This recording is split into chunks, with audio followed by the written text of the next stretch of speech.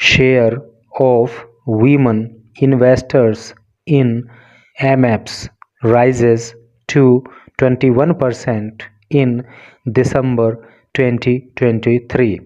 क्या अर्थ हुआ? शेयर का मतलब होता है भाग या हिस्सा या हिस्सेदारी। ऑफ वीमन इन्वेस्टर्स, वीमन का मतलब होता है महिलाएं, इन्वेस्टर का मतलब होता है निवेशक। इन एमएफ्स, एमएफ का मतलब होता है म्यूचुअल फंड। राइजेज का अर्थ होता है बढ़ना, टू 21% इन दिसंबर 2023। तो क्या टोटल का अर्थ हो रहा है कि दिसंबर 2023 में म्यूचुअल फंड में जो महिला निवेशक हैं, अर्थात जो महिलाएं म्यूचुअल फंड में निवेश करती हैं, तो दिसंबर 2023 में उनकी हिस्सेदारी बढ़कर के 21% हो जाती है। तो ये इसका सेंस हुआ। और फाइनेंशियल सेक्टर से ये न्यूज़ होने वाली है। महिलाएं फाइनेंशियली कितना स्ट्रॉन्ग हो रही हैं, म्यूचुअल फंड में वो कितना इन्वेस्टमेंट कर रही हैं, वो सारी की सारी जानकारी आपको यहाँ पे मिलेगी। और फाइनेंशियली महिलाओं का जो सशक्तिकरण है, जो एम्पावरमेंट है, उसका भी एक एग्जाम्पल आपको यहाँ देखने के लिए मिलेगा। और इस तरह की जो न्यूज़ होती हैं, ये कोई किस्से कहानी वाली न्यूज़ नहीं होती। बड़े ध्यान से इनको पढ़ना पड़ता है, तभी ये समझ में आती हैं, लेकिन बहुत ही ख़ास जानकारी आपको यहाँ पे मिलती है। तो चलिए पढ़ते हैं आगे। Growth more prominent in hinterland than urban centres. क्या अर्थ हुआ? ग्रोथ का मतलब प्रगति या उन्नति या विकास। मोर और अधिक, प्रोमिनेंट, प्रोमिनेंट का मतलब होता है विशिष्ट या प्रमुख या महत्वपूर्ण। इन हिंटरलैंड, हिंटरलैंड का मतलब होता है समुद्र तट के जो क्षेत्र होते हैं, जिसको कोस्टल एरिया बोलता है। देन अपेक्षाकृत अर्बन सेंटर्स, अर्बन का मतलब होता है शहरी या नगरीय, और सेंटर का मतलब होता है केंद्र। तो कहने का क्या मतलब है कि म्यूचुअल फंड में जो महिलाओं ने निवेश किया है, तो उसकी जो ग्रोथ है ना, तो वो हिंटरलैंड में अधिक है शहरी केंद्रों के मुकाबले। ठीक है, तो आगे पढ़ोगे तो सारी चीज़ें बहुत क्लियरली आपको पता लगेंगी। ये एक इमेज आप देख पा रहे हो, और ये इमेज ही अपने आप में बहुत कुछ कहती है, यानी कि महिलाएं कितनी आगे बढ़ रही हैं और क्या उनका क्या हिस्सेदारी उनकी सेक्टर में हो रही है, वो सब यहाँ पे दिखाया गया है। और इस इमेज में जो दिखाया गया ना, हर चीज़ के अपने मायने हैं। देखो ये एरो दिखाया ना, यूँ ऊपर की ओर जा रहा है, अर्थात जो महिलाओं का इन्वेस्टमेंट है म्यूचुअल फंड में, वो बढ़ रहा है। और ये कुछ कॉइन्स दिखाए हैं, उनके ऊपर महिला अपना लैपटॉप लिए हुए बैठी है। तो ये मॉडर्नाइजेशन ऑफ वीमन का भी एक एग्जाम्पल है। तो चलो पढ़ते हैं इसके नीचे क्या लिखा है। At 40%, Goa has highest share of women in mutual funds. 40% पर गोवा हैज हाईएस्ट, हाईएस्ट का मतलब सबसे ऊंचा, सबसे ज़्यादा शेयर, हिस्सा ऑफ वीमन, महिलाओं का, इन म्यूचुअल फंड में। अर्थात म्यूचुअल फंड में अगर महिलाओं के हिस्सेदारी की बात करें तो वो गोवा में सबसे ज़्यादा है, और वो कितनी है? वो 40% है। ठीक है, और गोवा के बारे में आपको पता है ही कि ये हिंटरलैंड है, कोस्टल एरिया है, समुद्र तटीय क्षेत्र है, और यही बात ऊपर भी कही गई थी। तो अब चलो पढ़ते हैं मेन न्यूज। मुंबई, और मुंबई को वित्तीय राजधानी कहते हैं भारत की। ठीक है, the share of women investors in mutual funds has increased. जो शेयर है, जो हिस्सेदारी है ऑफ वीमेन इन्वेस्टर्स, महिला निवेशकों की, इन म्यूचुअल फंड में, हैज इंक्रीज्ड, वो बढ़ गई है फ्रॉम 15%, 15% से इन मार्च 2017। यानी कि 2023 में जो महिलाओं की हिस्सेदारी 15% हुआ करती थी, वो बढ़ गई है, और कितनी हो गई है? नियरली 21% इन दिसंबर 2023। और दिसंबर 2023 में ये 15% से बढ़ कर के 21% हो गई है, according to latest data. Latest का मतलब होता है हाल ही में जो प्रकाशित हुआ, उस डेटा के अनुसार ऑफ एमफी की फुल फॉर्म होती है एसोसिएशन ऑफ म्यूचुअल फंड्स। ठीक है, तो एसोसिएशन ऑफ म्यूचुअल फंड्स ने जो हाल ही में डेटा पब्लिश किया तो उसमें ऐसा बताया गया है कि जो महिला निवेशक हैं उनकी हिस्सेदारी म्यूचुअल फंड में बढ़ी है और वो 15% 2017 में जो हुआ करती थी वो बढ़ कर के 21% हो गई है 2023 में। ठीक है, इस तरह से करके इसका सेंस है। मैं समझता हूँ कि आपको क्लियर हो गया होगा। आगे पढ़ो। The overall asset under management in mutual fund. तो म्यूचुअल फंड में जो टोटल एसेट है, एसेट का मतलब होता है संपत्ति, अंडर मैनेजमेंट यानी कि म्यूचुअल फंड के अंतर्गत जो टोटल प्रॉपर्टी को मैनेज किया जाता है, तो crossed the ₹50 lakh crore mark. तो वो 50 लाख करोड़ रुपए का जो एक लेवल है उसको भी उसने पार कर दिया है इन फरवरी दिस ईयर, इस साल फरवरी के महीने में। As a large number of passive investor. और ऐसा क्यों हुआ, इतना इन्वेस्टमेंट क्यों आया? क्योंकि a large number of passive investors, large number का मतलब बड़ी संख्या, तो जो पैसिव इन्वेस्टर्स हैं उनकी बड़ी संख्या आर फ्लोकिंग। देखिए, फ्लोक का मतलब होता है झुंड में आना, ग्रुप में आना, एक साथ इकट्ठा होकर के आना। तो इन पैसिव इन्वेस्टर्स ने एक साथ इकट्ठा होकर के ग्रुप में जो है इन्वेस्टमेंट किया म्यूचुअल फंड में, इसलिए ये जो है इस लेवल पे इन्वेस्टमेंट चला गया। To save and earn more, save कमाने के लिए, एंड अर्न मोर और ज़्यादा आमदनी करने के लिए। ठीक है।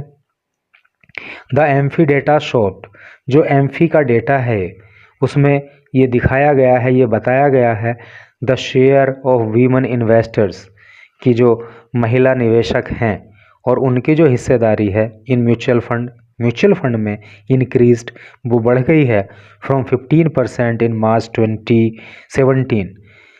जो मार्च 2017 में 15% हुआ करती थी वो बढ़ गई है और कितनी हो गई है, नियरली 21% इन दिसंबर 2023।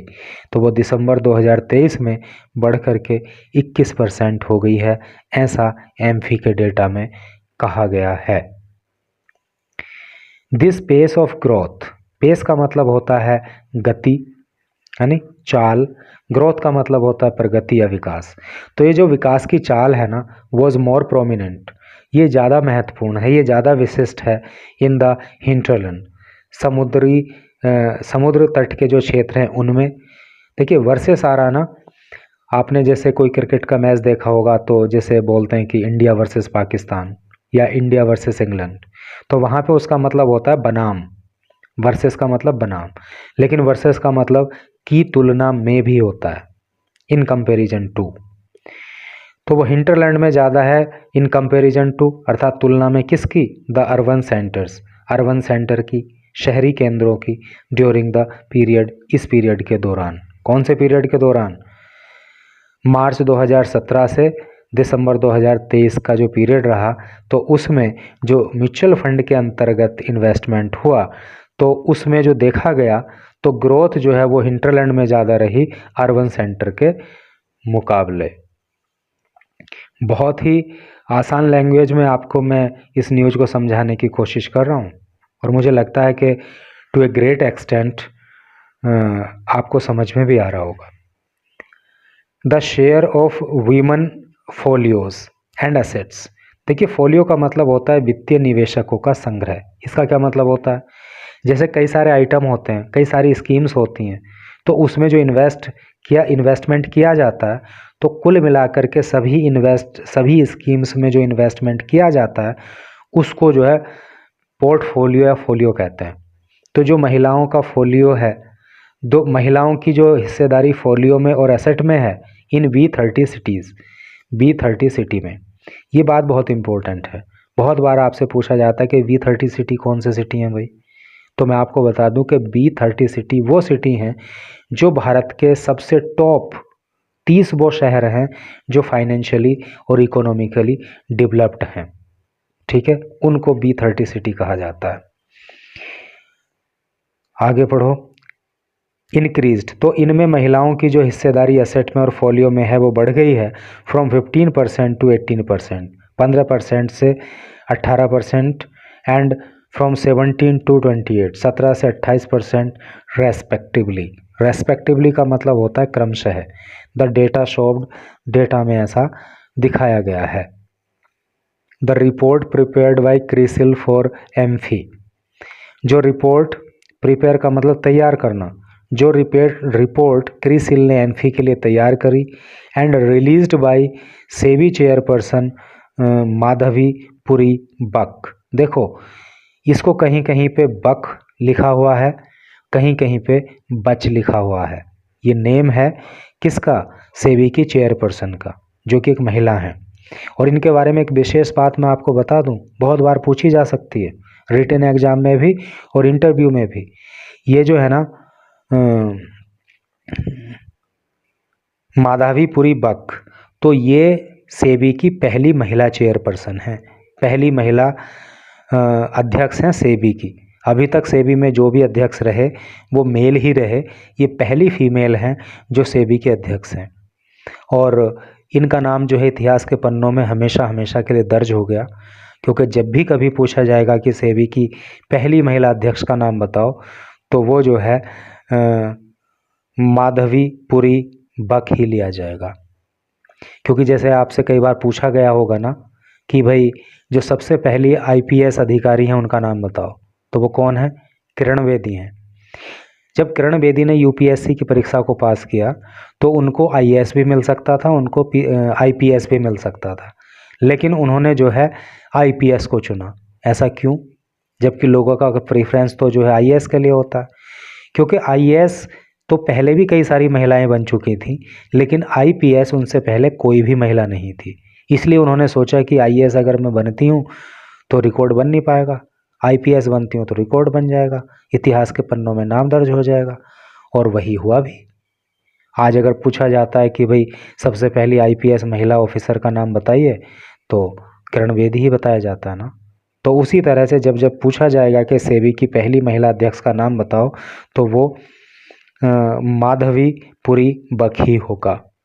फर्दर सेड, तो जो रिपोर्ट जो है क्रिसिल ने एम्फी के लिए तैयार करी और जो ये सेबी की चेयरपर्सन ने उसको रिलीज किया, फर्दर सेड, तो उसमें कहा गया that almost 50% of women investors, कि 50% जो वुमेन इन्वेस्टर्स हैं fall in 25 to 14 age group as against almost 45 for overall set of individual investors. Individual investor का मतलब होता है व्यक्तिगत निवेशक। तो कहने का मतलब क्या है कि जो रिपोर्ट क्रिसिल ने एम्फी के लिए तैयार करी और जो सेबी की चेयरपर्सन माधवी पुरी बक ने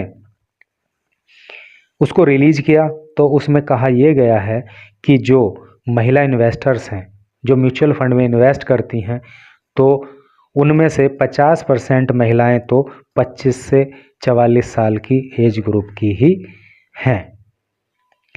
गोवा बोस्ट्स द हाईएस्ट, बोस्ट का मतलब होता है डींग मारना, वैसे boast the highest share of women in the mutual fund industry at 40%।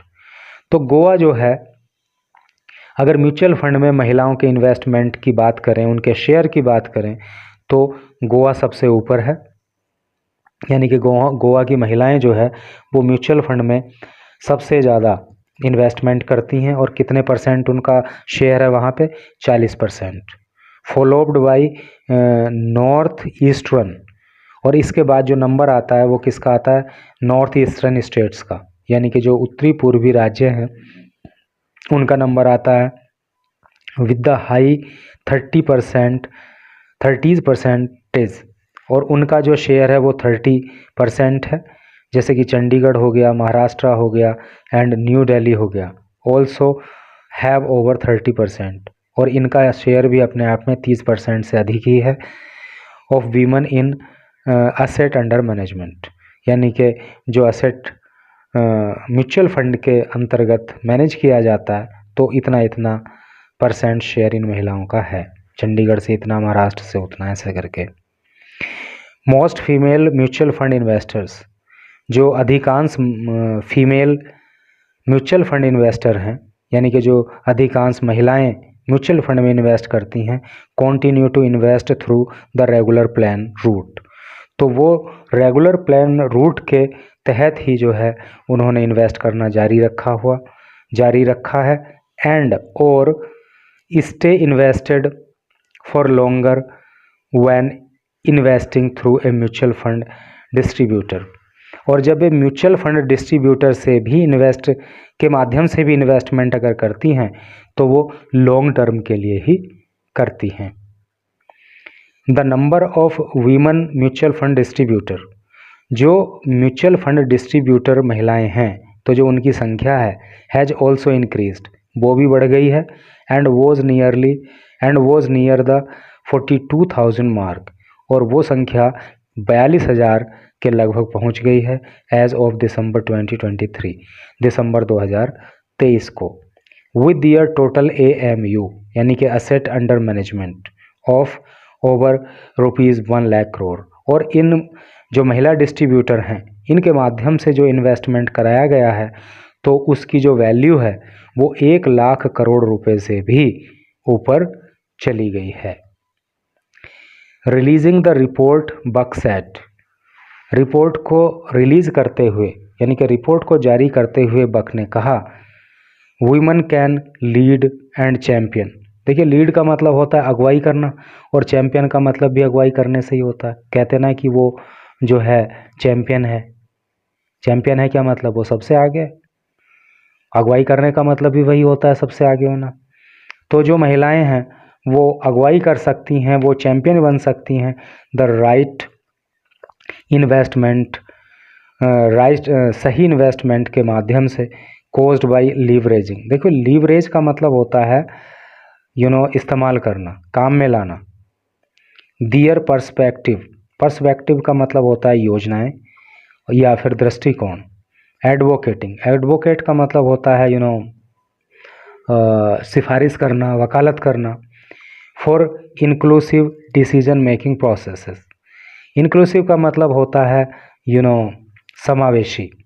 Decision making process जो है यानी कि निर्णय लेने का जो एक प्रक्रिया है।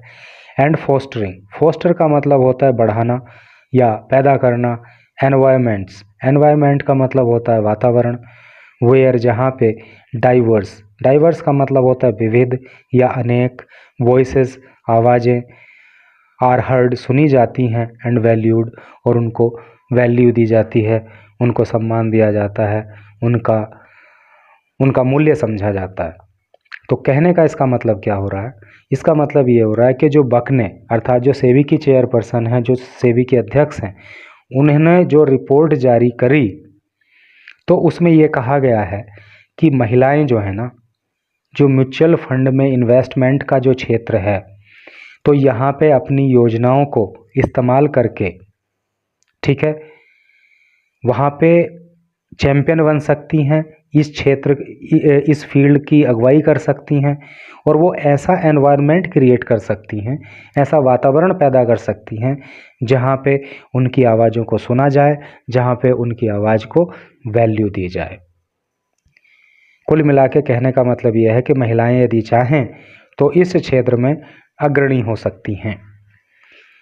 Navneet Munot, AMFI chairperson.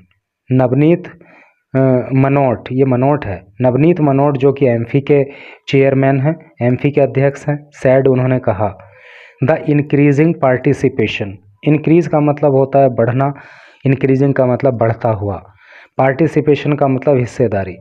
तो जो हिस्सेदारी बढ़ रही है ऑफ वीमन, महिलाओं की, in mutual fund, mutual fund में, इज है ए टेस्टामेंट। टेस्टामेंट का मतलब होता है साक्षी, प्रमाण। तो वो प्रमाण है किस बात का? To their growing economic empowerment, कि उनका जो बढ़ता हुआ आर्थिक एम्पावरमेंट है, यानी कि आर्थिक क्षेत्र में जो वो सशक्त हो रही हैं, ये उसका जीता जागता उदाहरण है, उसका प्रूफ है। And greater financial literacy, literacy का मतलब साक्षरता, और ये इस बात का भी साक्षी है, ये इस बात का भी प्रूफ है कि महिलाओं की जो फाइनेंशियल लिटरेसी है वो भी बढ़ रही है, यानी कि फाइनेंशियल सेक्टर को समझना, उसमें इन्वेस्टमेंट करना, वो सब की समझ भी महिलाओं की बढ़ रही है, ये इस बात का साक्षी है। ऐसा जो नवनीत मुनोट हैं, एम्फी के चेयरमैन, उनका कहना है। तो इस तरह से करके भाई ये फाइनेंशियल न्यूज़ थी। मैं समझता हूँ कि मैंने जो एफर्ट इस न्यूज़ को समझाने का किया तो वो कहीं ना कहीं कामयाब हुआ होगा और अधिक से अधिक चीज़ें आपको समझ में आई होंगी। And thanks for reading this news up to the last.